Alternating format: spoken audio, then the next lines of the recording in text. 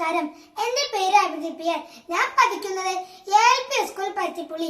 ഇന്ന് ഞാൻ വന്നിരിക്കുന്നത് ഹിരോഷിമ നാഗസാക്കി കിസ് ആയിട്ടാണ്. എല്ലാവർക്കും കേൾക്കാം. അമേരിക്ക പരീക്ഷണാർത്ഥം ഉപയോഗിച്ചത് അണുബോംബ്. ഏത് യുദ്ധത്തിലാണ് അമേരിക്ക ഹിരോഷിമയും നാഗസാക്കിയും ആക്രമിച്ചത്? രണ്ടാം ലോക മഹായുദ്ധത്തിൽ. രണ്ടാം ലോക മഹായുദ്ധ സമയത്ത് അമേരിക്കൻ പ്രസിഡന്റ് ആരായിരുന്നു? ഹാരിസ് ട്രൂമാൻ. രണ്ടാം ലോക മഹായുദ്ധത്തിന്റെ കാലയളവ് 1939 to 1945. ഹിരോഷിമയിൽ വർഷിച്ച ബോംബിന്റെ പേര് പറയോ? ഹിരോഷിമയിൽ വർഷിച്ച ബോംബിന്റെ പേരും വിമാനത്തിന്റെ പേരും പറയൂ. ലിറ്റിൽ ബോയ് എന്നോളകെ. ലിറ്റിൽ ബോയ് എന്ന ബോംബിന്റെ ഭാരം 4 ടൺ. ലിറ്റിൽ ബോയിൽ ഉപയോഗിച്ച മൂലകം യുറേനിയം. ഹിരോഷിമയിൽ ബോംബിന് നേതൃത്വം നൽകിയത് ആരാണ്? പോൾ ഡിവിറ്റേഴ്സ്. നാഗസാക്കിയിൽ അമേരിക്ക അണുബോംബ് വർഷിച്ചത് എന്ന് അതിനുപയോഗിച്ച വിമാനം 1945 ആഗസ്റ്റ് 9. വിമാനം മോസ്കോ. നാഗസാക്കിയിൽ വർഷിച്ച അണുബോംബ് ഫാറ്റിമൻ. അതിലുപയോഗിച്ച മൂലകം പ്ലൂട്ടോണിയം. ബോംബിന്റെ ഭാരം 4.63 ടൺ.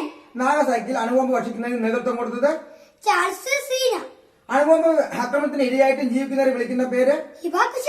ഹിബാകുഷ എന്ന വാക്കിന്റെ അർത്ഥം സ്ഫോടനം അനുഭവിച്ചവർ. അണുബോംബിന്റെ കണ്ടുപിടുത്തത്തിന് വഴിത്തിരിവായ സിദ്ധാന്തം ഏത്? MCQ. അമേരിക്ക ആദ്യമായി അണുബോംബ് പരീക്ഷിച്ചത് പറയോ? അമേരിക്ക ആദ്യമായി അണുബോംബ് പരീക്ഷിച്ചത് എന്നാണ്? 1945 ജൂലൈ 16. ആറ്റം ബോംബിന്റെ പ്രവർത്തന തത്വം ന്യൂക്ലിയർ ഫ്യൂഷൻ. ശാന്തിയുടെ നഗരം എന്നറിയപ്പെടുന്നത് ഹിരോഷിമ. ഉദയസൂര്യന്റെ നാട് എന്നറിയപ്പെടുന്ന രാജ്യം ജപ്പാൻ.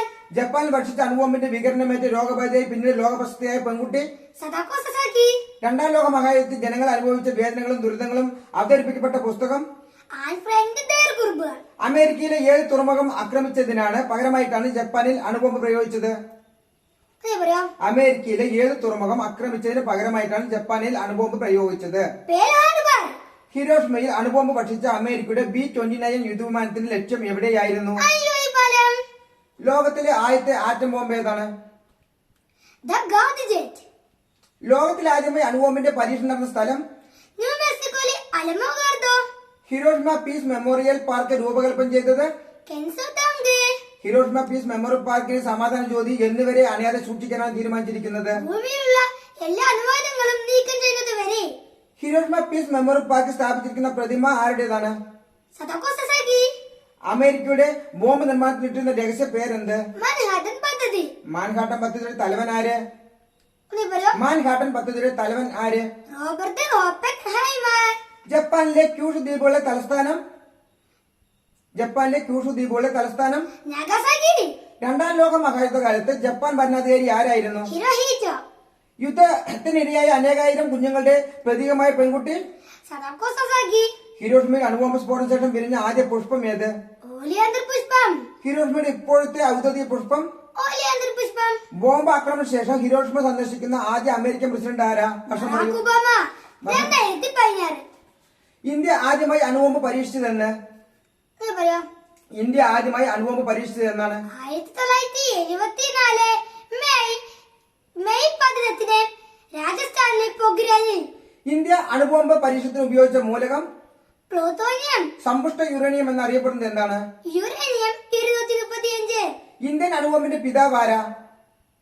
രാജാരാമണ്ണ. ഇന്ത്യയുടെ ആദ്യ അണുബോംബ് പരീക്ഷണത്തിന്റെ കോഡ് ബുധൻ ചിരിക്കുന്നു. അണുവിസ്ഫോടനത്തെ അതിജീവിച്ച Hiroshima prefectural industrial promotion hall ഇന്ന് അറിയപ്പെടുന്ന ഏത് പേരിൽ? ഹിരോഷിമ ശാന്തി സ്മാരകം. ഹിരോഷിമ നാഗസാക്കി എന്നീ പട്ടണങ്ങൾ ഏത് രാജ്യത്താണ്? ജപ്പാൻ. അമേരിക്ക ജപ്പാനിൽ അണുബോംബ് വർഷിച്ച വർഷം? അമേരിക്ക ജപ്പാനിൽ അണുബോംബ് വർഷിച്ച വർഷം 1945. കാർഗിൽ യുദ്ധം നടന്ന വർഷം? 1999. കാർഗിൽ ഏത് സംസ്ഥാനത്താണ്? ജമ്മു കാശ്മീർ. മഹാഭാരത യുദ്ധം ആരൊക്കെ തമ്മിലായിരുന്നു? കൗരവരും പാണ്ഡവരും തമ്മിൽ. ഐക്യരാഷ്ട്ര ദിനമായി ആചരിക്കുന്ന ദിവസം? ഐക്യരാഷ്ട്ര ദിനമായി ആചരിക്കുന്ന ദിവസം ഒക്ടോബർ 24. ഇന്ത്യ ആണവപരീക്ഷണം നടത്തിയ പ്രോഗ്രാം ഏത് സംസ്ഥാനത്താണ്? രാജസ്ഥാനിൽ. കടലാസ് കൊണ്ടുണ്ടാക്കിയ ഈ പക്ഷിയുടെ പേരെന്താണ്? സദാകോ കുക്ക്.